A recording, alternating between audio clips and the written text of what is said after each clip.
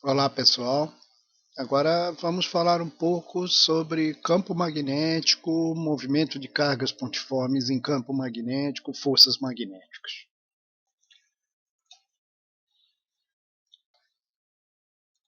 A segunda interação à distância, que é conhecida no estudo da eletricidade, é a interação magnética.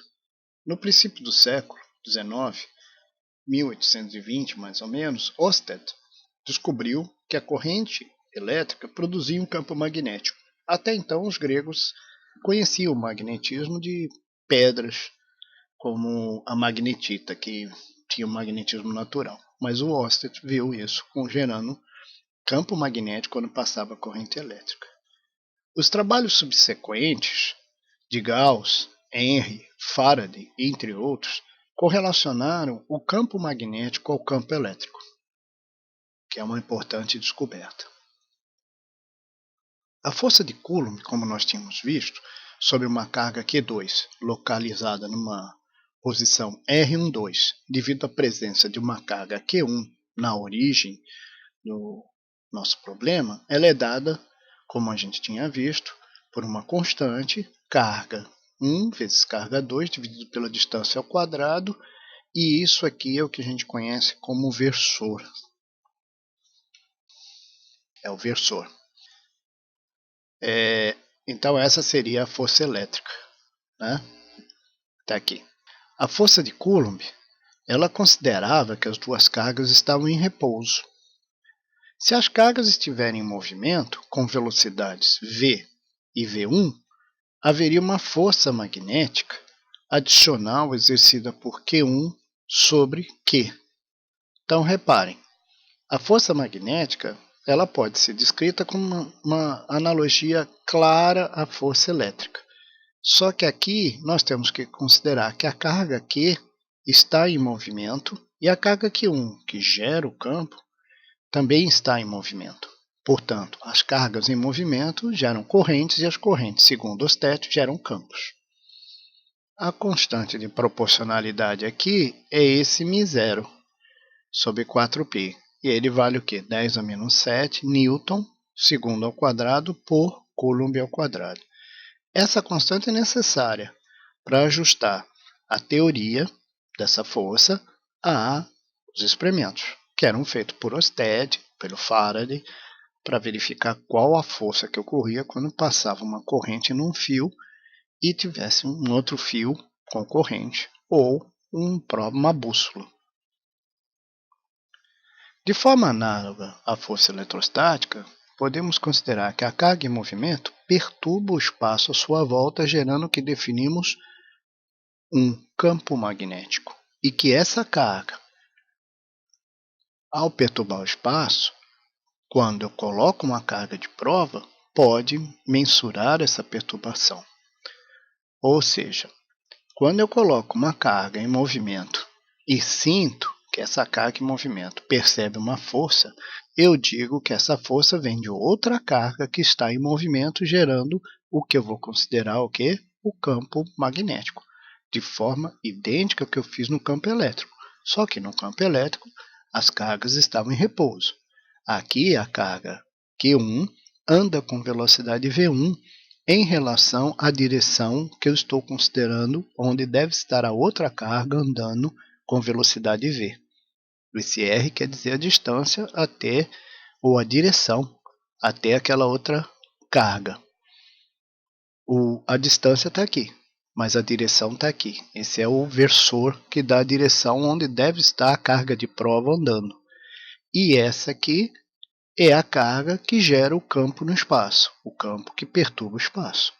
Considerando que a carga em repouso, em associação com a carga em movimento perturbando o espaço, quer dizer, quando eu considero a carga em repouso e uma carga que está andando, perturbando o espaço, as duas estão perturbando o espaço, uma gerando campo elétrico, outra gerando campo magnético, nós teremos campo elétrico e campo magnético interagindo com uma carga que eu vou colocar de prova, que pode estar em movimento ou pode estar parada. Se tiver em movimento, ela vai ter uma interação com a outra carga que está em movimento, além da interação eletrostática. Neste caso, o efeito da força eletrostática e da força magnética são aditivos, uma vez que a carga de prova não interfere no campo elétrico e no campo magnético B. Neste caso, temos uma descrição completa da força, a qual é denominada força de Lorentz.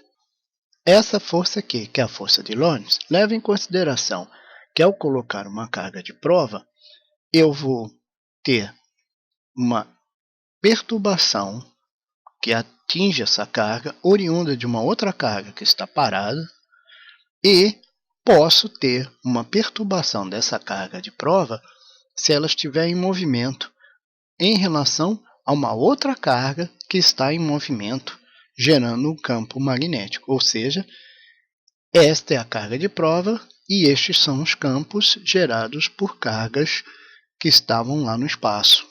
Aqui, no caso, uma carga parada em relação a essa carga de prova e aqui uma carga que está em movimento em relação a esta carga de prova que também está em movimento. Veja, essa velocidade está relacionada a essa carga de prova.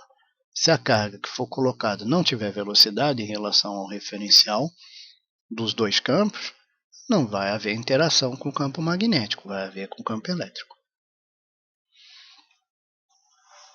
A gente usa muito essa força magnética para orientar o canhão eletrônico de um microscópio eletrônico de varredura, pois ele emite elétrons com uma velocidade da ordem de 4,4 vezes 10 a sexta metros por segundo, atingindo um ângulo, às vezes, de até 60 graus entre o vetor velocidade e o campo magnético, cujo módulo é de 20 militesla. Ou seja, o canhão eletrônico ele acelera elétrons com o campo elétrico, mas para que eu direcione ele, eu uso o campo magnético, que em geral pode formar um campo de 60 graus em relação à velocidade inicial dos elétrons que são atirados pelo canhão eletrônico. Aqui nesse exercício, pergunta-se qual o módulo da força magnética para fazer essa deflexão. Qual a direção da força magnética e qual o módulo da aceleração do elétron, aceleração promovida pelo campo magnético.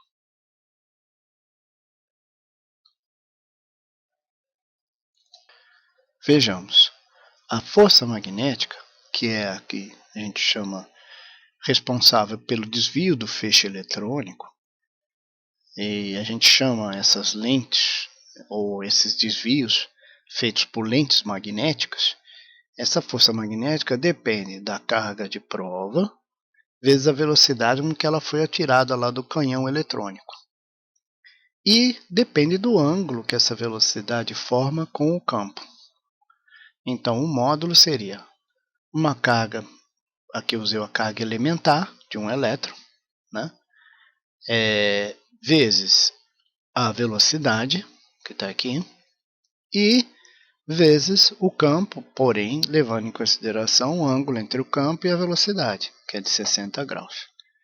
Você verifica que essa força é bem pequena, é 1,2 vezes 10 a menos 14 newtons.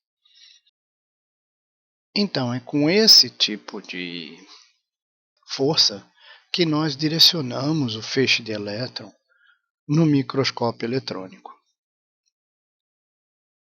A direção que essa força vai atuar, ela é perpendicular ao plano formado entre a velocidade com que eu mando esses elétrons para dada região, geralmente é vertical, o canhão está no topo do microscópio, ele desce na direção Z, e o campo que eu direciono com essas lentes magnéticas para as regiões da amostra.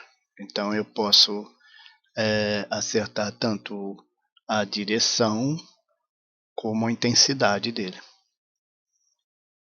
E aí se pergunta, com uma força de tão pequeno valor, como é possível você acelerar o elétron? Ora, temos que levar em consideração que a massa do elétron é muito reduzida. É 9,1 vezes 10 a menos 31 kg. Quando você leva isso em consideração, você vê que a força que atua, ou a aceleração que atua nesse elétron é enorme. ele é muito acelerado. Então você consegue desvios significativos com essa intensidade de campo e esse ângulo. Eu espero que tenha sido útil essa aula e desejo um bom trabalho a todos.